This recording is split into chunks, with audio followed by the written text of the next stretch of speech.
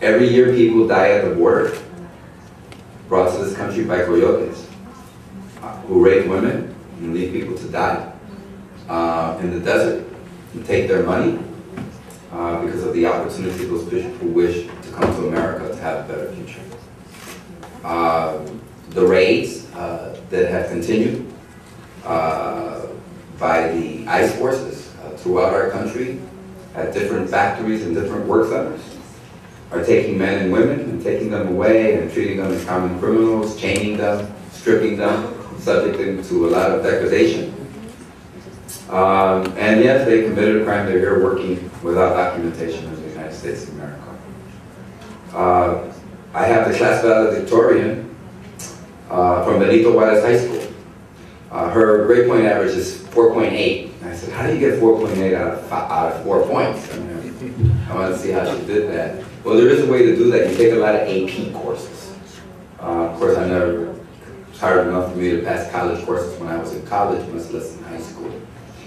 She has a problem now that she never had to deal with. She doesn't have a Social Security card. And so although we've invested all of these years in her education, she's the brightest and the best. Because of no fault of her own, no action that she ever took, she can't go to college. We have the veteran that returns from Iraq, goes to a dance, meets a young lady, marries her, goes to City Hall, has the wedding, and then he goes to the immigration service and says, I'd like a visa. They say, sure, she can return back to Mexico for 10 years, and then you guys can be happily ever wed in the United States. I mean, these are the kinds of issues, human issues, every day that people deal with. And so, Congressman Flake and I sat down and we said, 3 principal reasons people cross that border and engage our border patrol. A, they come here looking for jobs. So we create 400,000 additional visas, which is what the Department of Labor says our economy creates in low-skilled, low-wage jobs every year, and our economy is going to continue to need a new immigrant workforce. We create visas for those people to come here in a regular, orderly fashion, so they don't have to cross that border illegally and die because coyotes leave them behind because the desert is so severe. We reunify families because we think the basis of any sound immigration policy should be the reunification of families and the strengthening of families. So we create the number of visas so that that little brother in the Philippines, the last one left in the family, to reunite the whole family with an American citizen, parents that are still here, and they're petitioning for that last son. It takes 24 years. We say, well, they won't have to cross the border trying to come here and stay in here illegally because we will create enough visas so that in 6 years we eliminate the backlog. And the third reason people cross that border and encounter our border patrol are drug dealers. They're drugs. They're criminals. They want to bring drugs and bring that criminal element into their enterprises into the United States of America.